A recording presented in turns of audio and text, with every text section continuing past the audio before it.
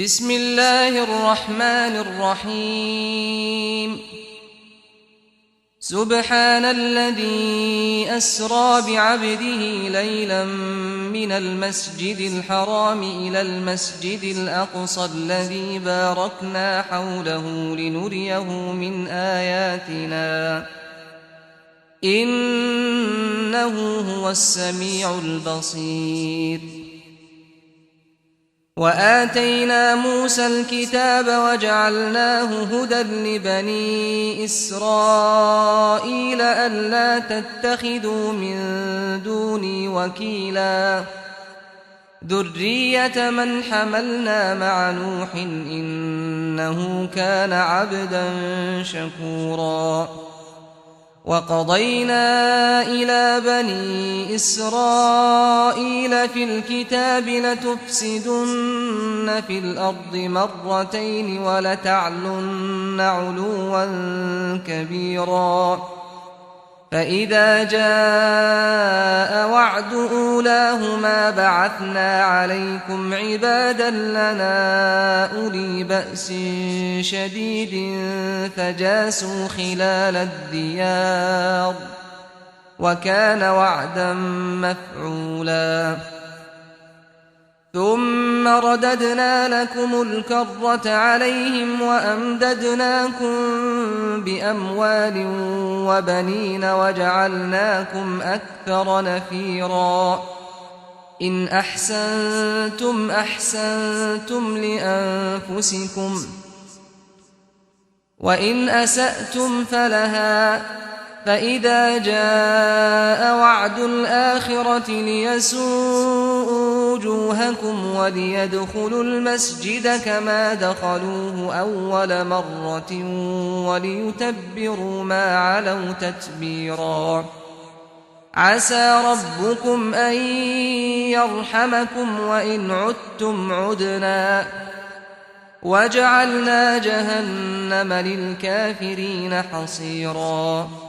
إن هذا القرآن يهدي للتي هي أقوم ويبشر المؤمنين الذين يعملون الصالحات أن لهم أجرا كبيرا وأن الذين لا يؤمنون بالآخرة أعتدنا لهم عذابا أليما. ويدعو الإنسان بالشر دعاءه بالخير وكان الإنسان عجولا. وجعلنا الليل والنهار آيتين فمحونا آية الليل وجعلنا آية النهار مبصرة لتبتغوا فضلا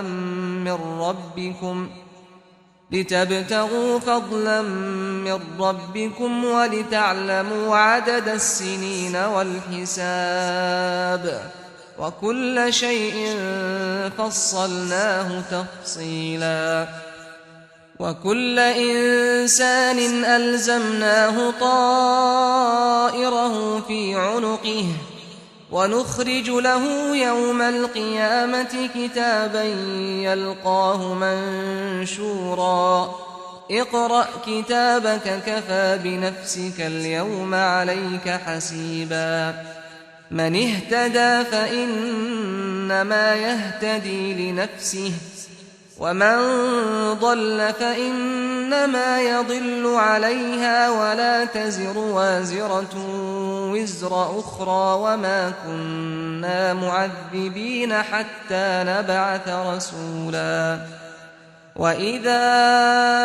أردنا أن نهلك قرية أمرنا متر فيها ففسقوا فيها فحق عليها القول فدمرناها تدميرا. وكم أهلكنا من القرون من بعد نوح وكفى بربك بذنوب عباده خبيرا بصيرا. من كان يريد العاجلة عجلنا له فيها ما نشاء لمن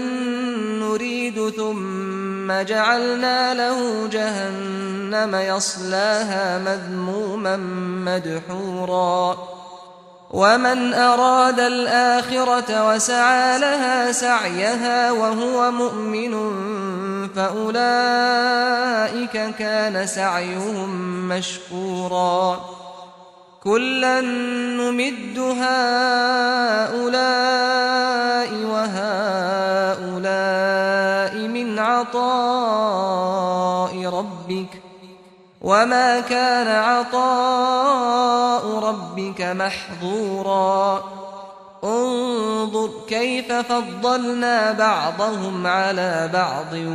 وللآخرة أكبر درجات وأكبر تفضيلا لا تجعل مع الله إلها آخر فتقعد مذموما مخذولا وقضى ربك ألا تعبدوا إلا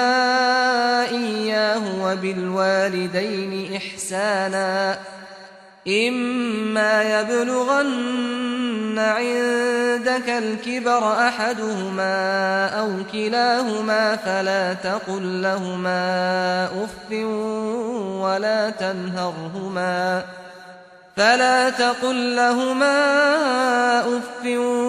ولا تنهرهما وقل لهما قولا كريما واخفض لهما جناح الذل من الرحمة وقل رب ارحمهما كما ربياني صغيرا ربكم أعلم بما في نفوسكم إن تكونوا صالحين فإنه كان للأوابين غفورا وآت ذا القربى حقه والمسكين وابن السبيل ولا تبذر تبذيرا إن المبذرين كانوا إخوان الشياطين وكان الشيطان لربه كفورا وإما تعرضن عنهم ابتغاء رحمة من ربك ترجوها فقل لهم قولا ميسورا ولا تجعل يدك مغلولة إلى عنقك ولا تبسطها كل البسط فتقعد ملوما محسورا إن ربك يبسط الرزق لمن يشاء ويقدر إنه كان بعباده خبيرا بصيرا ولا تقتلوا أولادكم خشية إملاق نحن نرزقهم وإياكم إن قتلهم كان خطأ كبيرا ولا تقربوا الزنا إنه كان فاحشة وساء سبيلا ولا تقتلوا النفس التي حرم الله إلا بالحق ومن قتل مظلوما فقد جعلنا لوليه سلطانا فلا يسرف في القتل إنه كان منصورا ولا تقربوا مال اليتيم إلا بالتي هي أحسن حتى يبلغ أشده وأوفوا بالعهد إن العهد كان مسؤولا وأوفوا الكيل إذا كلتم وزنوا بالقسطاس المستقيم ذلك خير وأحسن تأويلا ولا تقف ما ليس لك به علم إن السمع والبصر والفؤاد كل أولئك كان عنه مسؤولا ولا تمش في الأرض مرحا إنك لن تخرق الأرض ولن تبلغ الجبال طولا كل ذلك كان سيئه عند ربك مكروها ذلك مما أوحى إليك ربك من الحكمة ولا تجعل مع الله إلها آخر فتلقى في جهنم ملوما مدحورا أفأصفاكم ربكم بالبنين واتخذ من الملائكة إناثا إنكم لتقولون قولا عظيما ولقد صرفنا في هذا القرآن ليذكروا وما يزيدهم إلا نفورا قل لو كان معه آلهة كما يقولون إذا لابتغوا إلى ذي العرش سبيلا سبحانه وتعالى عما يقولون علوا كبيرا تسبح له السماوات السبع والأرض ومن فيهن وإن من شيء إلا يسبح بحمده ولكن لا تفقهون تسبيحهم إنه كان حليما غفورا وإذا قرأت القرآن جعلنا بينك وبين الذين لا يؤمنون بالآخرة حجابا مستورا وجعلنا على قلوبهم أكنة أن يفقهوه وفي آذانهم وقرا وإذا ذكرت ربك في القرآن وحده ولوا على أدبارهم نفورا نحن أعلم بما يستمعون به إذ يستمعون إليك وإذ هم نجوى إذ يقول الظالمون إن تتبعون إلا رجلا مسحورا انظر كيف ضربوا لك الأمثال فضلوا فلا يستطيعون سبيلا وقالوا أئذا كنا عظاما ورفاتا أئنا لمبعوثون خلقا جديدا قل كونوا حجارة أو حديدا أو خلقا مما يكبر في صدوركم فسيقولون من يعيدنا قل الذي فطركم أول مرة فسينغضون إليك رؤوسهم ويقولون متاه وقل عسى أن يكون قريبا يوم يدعوكم فتستجيبون بحمده وتظنون إن لبثتم إلا قليلا وقل لعبادي يقولوا التي هي أحسن إن الشيطان ينزغ بينهم إن الشيطان كان للإنسان عدوا مبينا ربكم أعلم بكم إن يشأ يرحمكم أو إن يشأ يعذبكم وما أرسلناك عليهم وكيلا وربك أعلم بمن في السماوات والأرض ولقد فضلنا بعض النبيين على بعض وآتينا داود زبورا قل ادعوا الذين زعمتم من دونه فلا يملكون كشف الضر عنكم ولا تحويلا أولئك الذين يدعون يبتغون إلى ربهم الوسيلة أيهم أقرب ويرجون رحمته ويخافون عذابه إن عذاب ربك كان محذورا وإن من قرية إلا نحن مهلكوها قبل يوم القيامة أو معذبوها عذابا شديدا كان ذلك في الكتاب مسطورا وما منعنا أن نرسل بالآيات إلا أن كذب بها الأولون وآتينا ثمود الناقة مبصرة فظلموا بها وما نرسل بالآيات إلا تخويفا وإذ قلنا لك إن ربك أحاط بالناس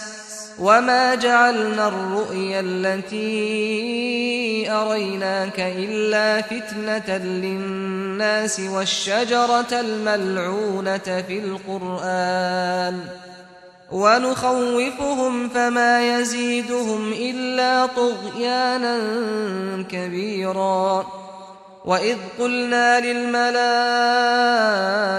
اسجدوا لآدم فسجدوا إلا إبليس قال أأسجد لمن خلقت طينا قال أرأيتك هذا الذي كرمت علي لئن أخرتني إلى يوم القيامة لأحتنكن ذريته إلا قليلا قال اذهب فمن تبعك منهم فإن جهنم جزاؤكم جزاء موفورا واستفزز من استطعت منهم بصوتك وأجلب عليهم بخيلك ورجلك وشاركهم في الأموال والأولاد وعدهم وما يعدهم الشيطان إلا غرورا إن عبادي ليس لك عليهم سلطان وكفى بربك وكيلا ربكم الذي يزجي لكم الفلك في البحر لتبتغوا من فضله إنه كان بكم رحيما وإذا مسكم الضر في البحر ضل من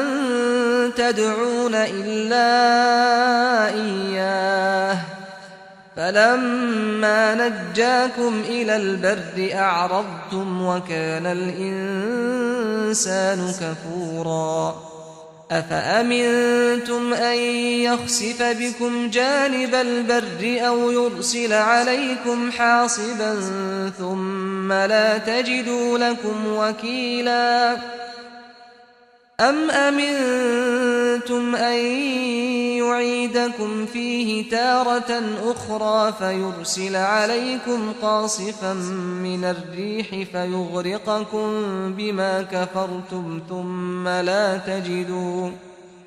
ثم لا تجدوا لكم علينا به تبيعا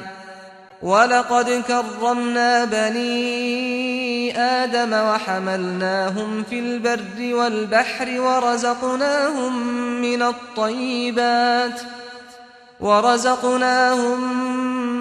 من الطيبات وفضلناهم على كثير ممن خلقنا تفضيلا يوم ندعو كل أناس بإمامهم فمن أوتي كتابه بيمينه فأولئك يقرؤون كتابهم ولا يظلمون فتيلا ومن كان في هذه أعمى فهو في الآخرة أعمى وأضل سبيلا وإن كادوا ليفتنونك عن الذي أوحينا إليك لتفتري علينا غيره وإذا لاتخذوك خليلا ولولا أن ثبتناك لقد كدت تركن إليهم شيئا قليلا إذا لأذقناك ضعف الحياة وضعف الممات ثم لا تجد لك علينا نصيرا وإن كادوا ليستفزونك من الأرض ليخرجوك منها وإذا لا يلبثون خلافك إلا قليلا سُنَّةَ مَن قَدْ أَرْسَلْنَا قَبْلَكَ مِن رُّسُلِنَا وَلَا تَجِدُ لِسُنَّتِنَا تَحْوِيلًا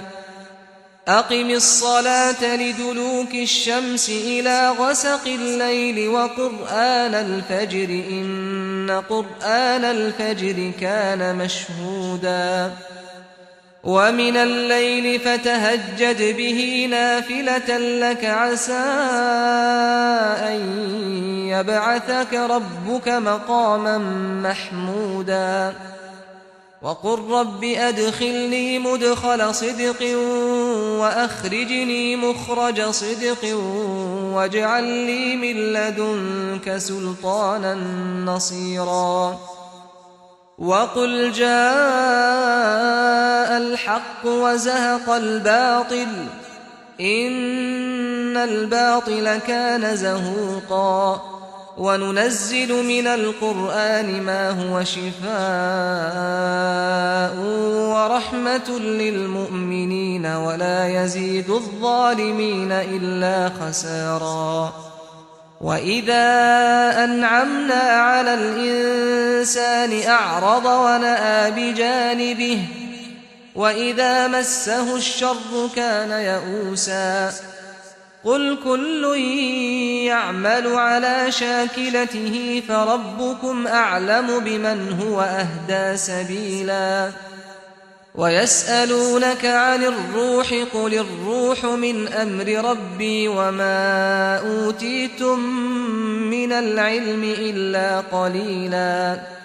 وَلَئِن شِئْنَا لَنَذْهَبَنَّ بِالَّذِي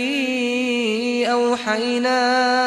إِلَيْكَ ثُمَّ لَا تَجِدُ لَكَ بِهِ عَلَيْنَا وَكِيلًا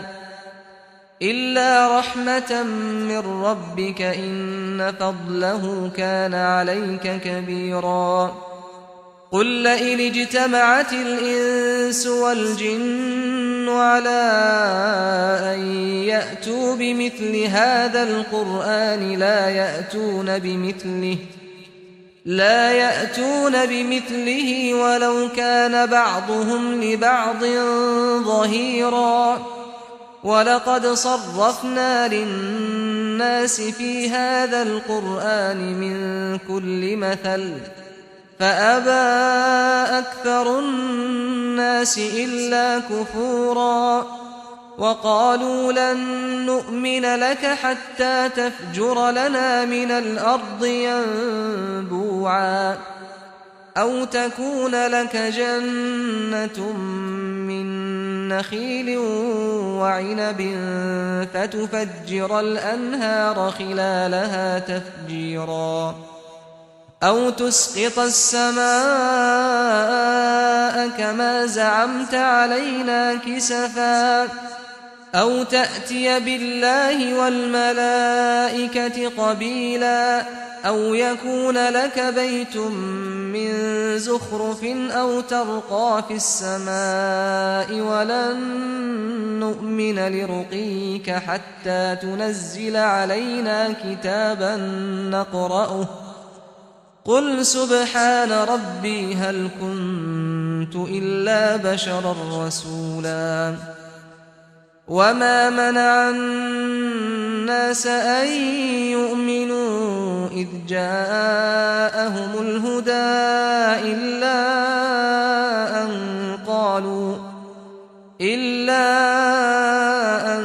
قَالُوا أَبَعَثَ اللَّهُ بَشَرًا رَّسُولًا قُل لَّوْ كَانَ فِي الْأَرْضِ مَلَائِكَةٌ يَمْشُونَ مُطْمَئِنِّينَ لَنَزَّلْنَا عَلَيْهِم مِّنَ السَّمَاءِ مَلَكًا رَّسُولًا قُلْ كَفَىٰ بِاللَّهِ شَهِيدًا بَيْنِي وَبَيْنَكُمْ ۚ إِنَّهُ كَانَ بِعِبَادِهِ خَبِيرًا بَصِيرًا وَمَن يَهْدِ اللَّهُ فَهُوَ الْمُهْتَدِ وَمَن يُضْلِلْ فَلَن تَجِدَ لَهُمْ أَوْلِيَاءَ مِن دُونِهِ ونحشرهم يوم القيامة على وجوههم عميا وبكما وصما مأواهم جهنم كلما خبت زدناهم سعيرا ذلك جزاؤهم بأنهم كفروا بآياتنا وقالوا أئذا كنا عظاما ورفاتا أئنا لمبعوثون خلقا جديدا أولم يروا أن الله الذي خلق السماوات والأرض قادر على أن يخلق مثلهم وجعل لهم أجلا لا ريب فيه فأبى الظالمون إلا كفورا قل لو أنتم تملكون خزائن رحمة ربي إذا لأمسكتم خشية الإنفاق وكان الإنسان قتورا ولقد آتينا موسى 9 آيات بينات فاسأل بني إسرائيل إذ جاءهم فقال له فرعون إني لأظنك يا موسى مسحورا قال لقد علمت ما أنزل هؤلاء إلا رب السماوات والأرض بصائر وإني لأظنك يا فرعون مثبورا فأراد أن يستفزهم من الأرض فأغرقناه ومن معه جميعا وقلنا من بعده لبني إسرائيل اسكنوا الأرض فإذا جاء وعد الآخرة جئنا بكم لفيفا وبالحق أنزلناه وبالحق نزل وما أرسلناك إلا مبشرا ونذيرا وقرآنا فرقناه لتقرأه على الناس على مكث ونزلناه تنزيلا قل آمنوا به أو لا تؤمنوا إن الذين أوتوا العلم من قبله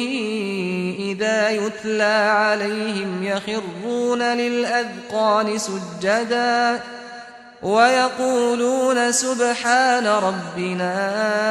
إن كان وعد ربنا لمفعولا ويخرون للأذقان يبكون ويزيدهم خشوعا قل ادعوا الله أو ادعوا الرحمن أيما تدعوا فله الأسماء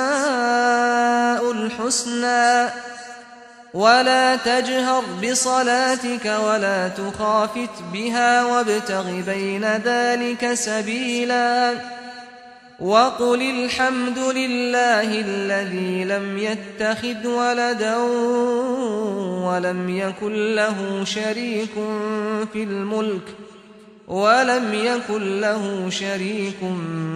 الملك ولم يكن له ولي من الذل وكبره تكبيرا.